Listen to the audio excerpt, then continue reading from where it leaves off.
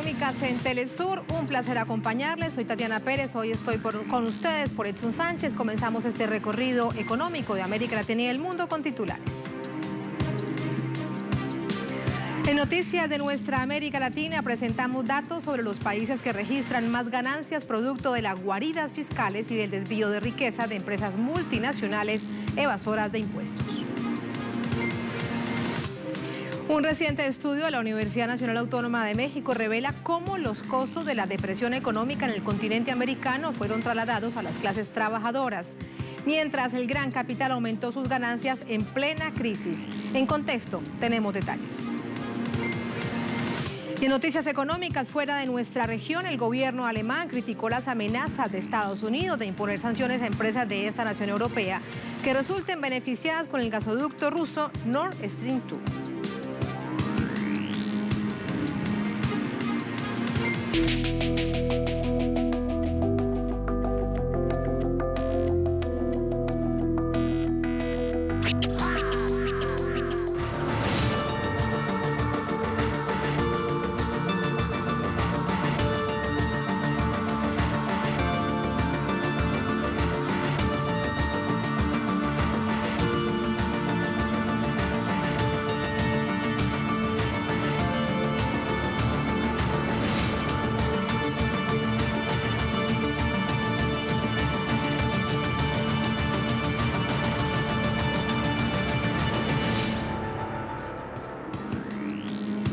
Así entramos en materia. En la región latinoamericana, varios países ocupan un lugar destacado sobre el desvío de riquezas en guaridas fiscales. Ponemos a su disposición la investigación realizada por un grupo de 3 universidades sobre los denominados paraísos fiscales.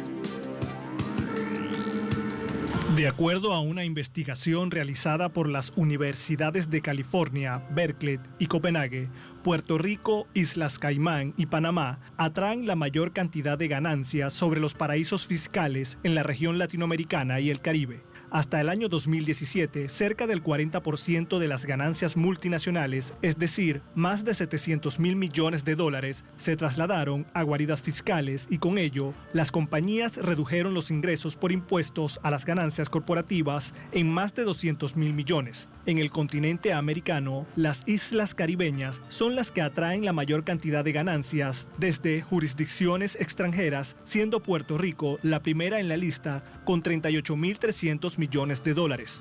Las Islas Caimán se ubican en segundo lugar, atrayendo 32.900 millones de dólares desviados desde el exterior, y Panamá se ubicó tercero con 18.100 millones de dólares en ganancias. Suelen ser considerados como paraísos fiscales aquellos países o territorios cuyo régimen tributario impone menores cargas impositivas a las ganancias y de esta forma consiguen atraer utilidades desde el exterior. Por otra parte, los países más perjudicados en la región por este tipo de prácticas fueron Brasil, con un desvío de fondos al exterior de casi 20.000 millones de dólares, y México, con alrededor de 11.000 millones de dólares en utilidades desviadas. En el informe del año 2019, la Comisión Económica para América Latina y el Caribe, la CEPAL, reportó que el monto de la evasión fiscal en la región se elevaba a 6,3% del Producto Interno Bruto de los países del continente.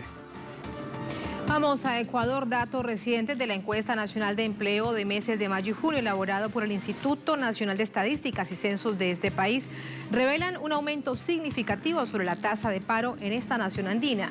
Ecuador registró un total de 1.009.583 desempleados hasta el periodo mayo-junio, lo cual representa el 13,3% del total de personas habilitadas para trabajar en el país sudamericano. De acuerdo con el instituto, el INEC, actualmente 6.595.606 ecuatorianos tienen puestos laborales y la población económicamente inactiva incluye a más de 4.800.000 ciudadanos. Hasta diciembre de 2019, la falta de puestos laborales afectó a 300.000 personas, pero en la actual emergencia sanitaria iniciada en marzo, el número subió hasta alcanzar los 700.000. Asimismo, 2.620.966 personas son subempleadas. Entre tanto, la tasa de desempleo es la más alta reportada desde el año 2007 e implica un aumento del 9,5% con respecto a diciembre del año pasado. Vamos ahora a Argentina. El país pidió postergar la reunión para elegir al nuevo presidente del Banco Interamericano de Desarrollo prevista para los próximos 12 y 13 de septiembre. De acuerdo al Ministerio de Relaciones Exteriores, al ministro Felipe Solá, la designación de un cargo de alta importancia no puede salir de un encuentro virtual. Expresó su apoyo a la candidatura de Gustavo Vélez. Aparte de Argentina, los gobiernos de México, Costa Rica, también la Unión Europea, que tienen como miembro del BID a alguno de sus países, han propuesto retrasar la elección. Estados Unidos, entre tanto, propone como candidato al estadounidense Maurice Claver Carone, acción que ya ha sido rechazada por varios países miembros.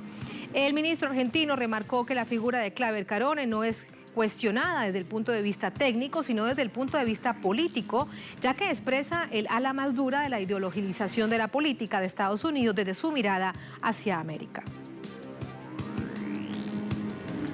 Seguimos en Argentina. El presidente de este país, Alberto Fernández, anunció nuevas políticas para el desarrollo de obras públicas. Muy interesante esto, con perspectiva de género y oportuno. El Ministerio de Obras Públicas, junto al de Mujeres, Género y Diversidad, impulsará la construcción de los 2 primeros centros territoriales de políticas de género y diversidad en el municipio bonaerense de Quilmes y en la ciudad de Santa Rosa, con una inversión de 90 millones de pesos, equivalentes a 1,23 millones de dólares. Igualmente se ejecutarán obras de construcción y equipamiento para centros integrales para la mujer de Río Grande, en la provincia de Tierra del Fuego, en Trelew y también en San Martín de los Andes. El gobierno argentino prevé fomentar el cuidado, el acceso a derechos de mujeres, niñas y niños y adolescentes en todo el país, así garantizar de las áreas en género locales en la ejecución de proyectos para revertir la alta histórica preponderancia masculina en el sector de la construcción.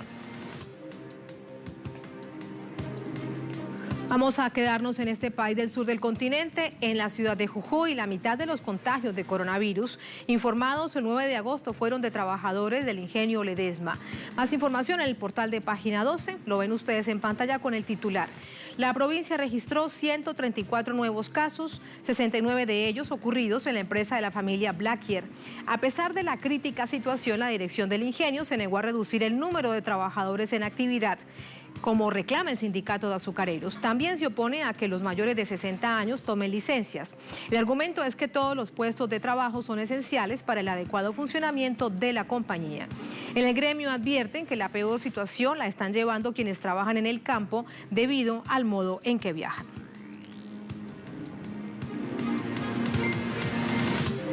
Miren ustedes esta información que resulta además importante en el marco general. Argentina registra hasta las últimas 24 horas 240.400 casos confirmados. Se registran además, son en total muertos, 4.634 personas fallecidas. Buenos Aires tiene el mayor número de personas afectadas. Con esta información nos vamos a la primera pausa. A la vuelta, en contexto, revisamos quiénes ganan, quiénes pierden con la actual pandemia del coronavirus, de acuerdo a un reciente estudio del Centro de Análisis Multidisciplinario de la Universidad Nacional Autónoma de México. Lo revisamos en contexto, qué sucede de acuerdo a lo que hay en perspectiva en el continente americano. Al volver, ya venimos.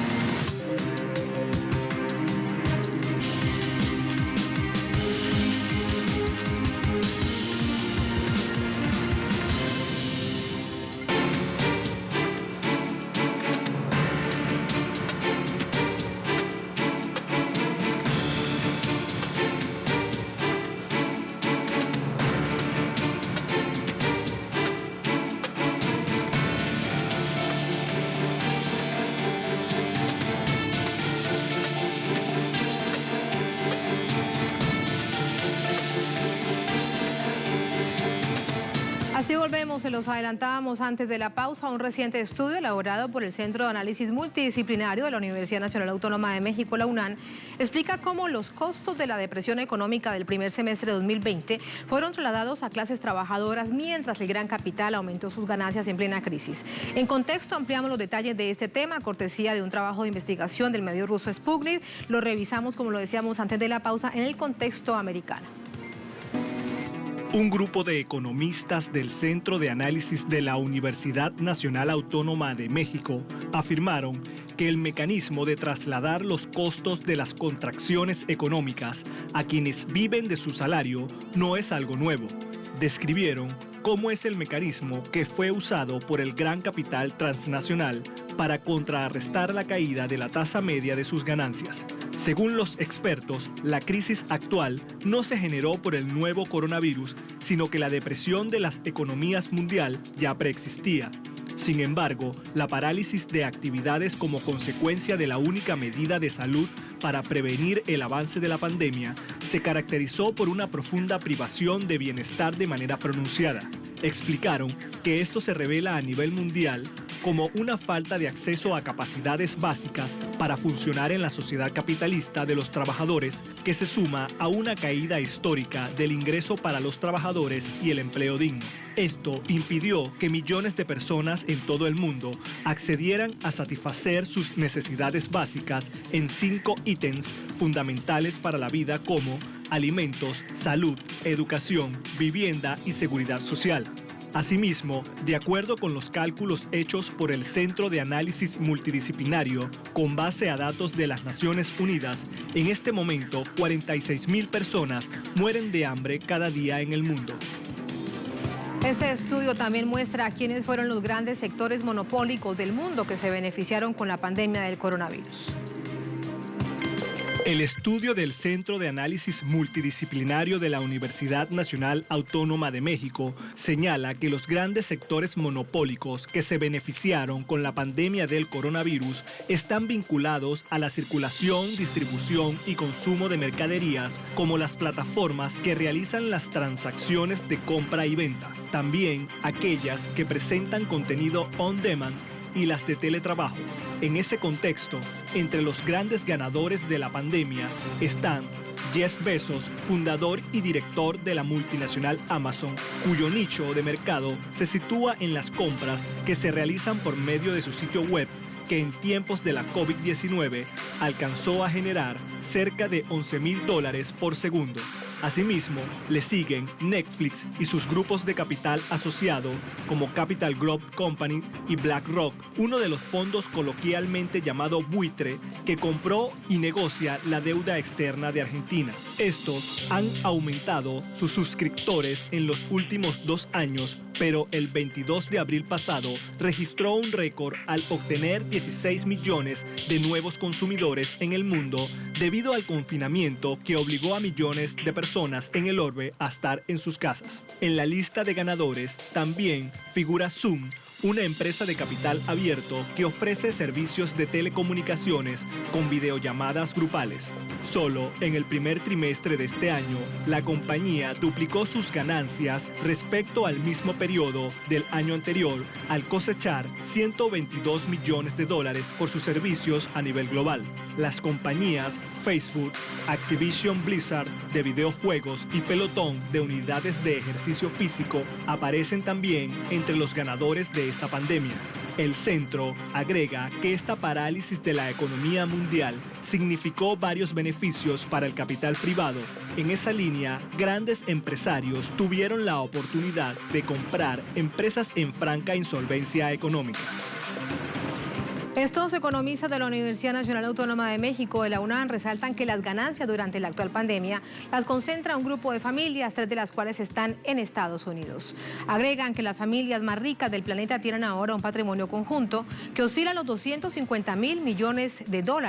Entre los grupos figuran Walton, dueño de la multinacional Walmart, los Mars, dueños de la fábrica homónima de dulces, chucherías y comestibles, los Koch, dueños de varias empresas del sector energético vinculado a refinerías de petróleo, tratamiento y distribución de etanol y gas natural. La investigación de Sputnik agrega que menos del 1% de esas familias más ricas del mundo concentran más riquezas que el 60% del resto de la humanidad. Y esto que no se nos olvide. Así nos vamos a la segunda última pausa en esta emisión del Impacto Económico. Al volver, nuestra economía 360 nos espera lo siguiente. El gobierno alemán expresó su oposición a las sanciones de Estados Unidos por el avance del gasoducto ruso Nord Stream 2 sobre puertos y el territorio alemán. La respuesta de Alemania al volver en Impacto Económico.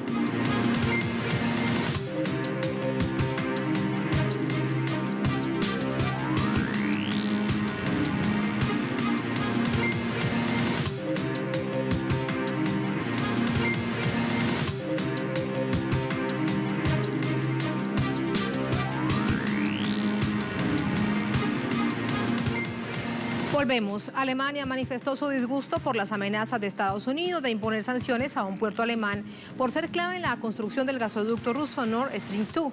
El ministro de Exteriores alemán, Heiko Maas, expresó su disgusto a su homólogo de Estados Unidos, Mike Pompeo, por las sanciones contra los operadores del puerto alemán de Sassnitz, involucrado en la obra del gasoducto procedente de Rusia, el Nord Stream 2. En ese sentido, Pompeo informó el mes anterior que las empresas alemanas podrían sufrir sanciones, incluso por pequeñas inversiones en el proyecto. Entre tanto, Alemania manifestó su descontento por la ley de sanciones, alegó que interfiere en sus asuntos internos. El proyecto del Nord Stream 2 es un gasoducto natural que está en construcción bajo el mar Báltico, está valorado en unos 11.000 millones de dólares. El gobierno alemán considera que el gasoducto garantizará una fuente de energía más limpia y estable debido a que se aleja del carbón y la energía nuclear. Vamos ahora a España. El gobierno informó que más de 111.000 empresas del sector turístico recibieron financiamiento hasta el pasado mes de julio para mitigar los efectos de la crisis de la COVID-19. El secretario de Estado de Turismo, Fernando Valdés, expresó que el sector turismo recibió el financiamiento por 14.445 millones de euros. Entre tanto, el Ejecutivo aprobó un plan por 200.000 millones de euros para contrarrestar los estragos económicos y sociales generados por la pandemia. El presidente del gobierno, Pedro Sánchez, recalcó que se trataba de una movilización de recursos equivalentes al 20% del PIB nacional. Asimismo, el ministro Valdés detalló que las compañías de la industria del ocio disponen de un subtramo por 2.500 millones de euros, incluido en el plan de impulso del sector aprobado hace unas semanas. El sector del turismo generó cerca del 12% del PIB nacional, con casi 84 millones de visitantes internacionales, pero esto fue en 2019. Vamos a Rusia. Este país alcanzó un volumen de reservas de oro y de divisas extranjeras por 591.800 millones de dólares para fines de julio de este año. El Banco de Rusia informó que las reservas de oro y divisas extranjeras aumentaron unos 22.880 millones, un 4,2% más que durante el mismo mes del año pasado.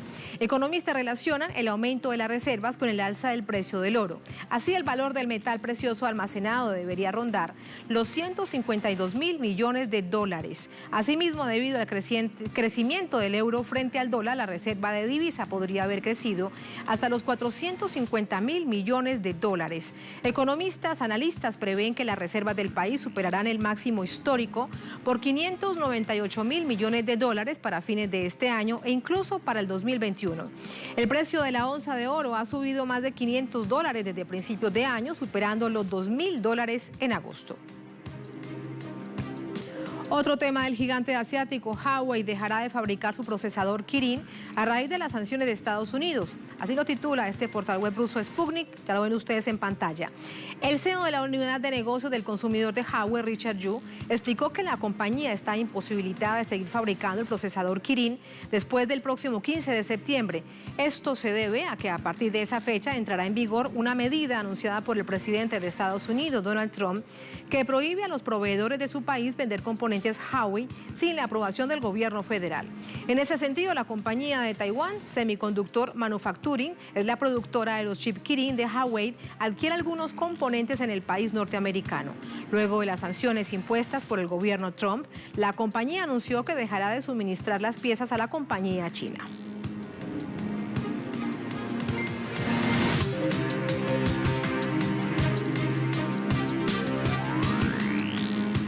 Momento de revisar indicadores petroleros al cierre de esta jornada de lunes, comenzando la semana. Barril de petróleo intermedio de Texas WTI marcó $41,87 el barril, a alza con 0,65 centavos de dólar. Barril Brent de referencia en Europa se ubicó en $44,91 el barril, subiendo un 0,51 centavos. Y el crudo OPEP se ubica en $44,87 con una baja del 0,30 centavos de dólar.